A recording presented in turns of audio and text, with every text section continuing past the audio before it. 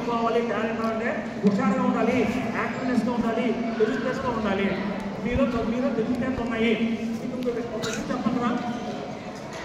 సరే, ఈ విషయం చెప్పిన తర్వాత క్వశ్చన్ ఆన్సర్ చెప్తారా? జాగ్రత్త అండి. రామభద్రాచార్య ఏం పేరు?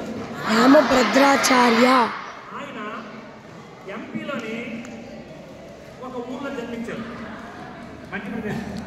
ఆయన పుట్టగానే కళ్ళు లేవు. కళ్ళు లేకపోతే 9 సంవత్సరాల వయసులో 750 వచ్చారు.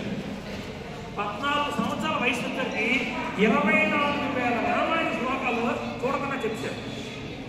చెప్పిన తర్వాత దేశమంతా ఆశ్చర్యపోయింది, ఎంత తెలివైన వాళ్ళు.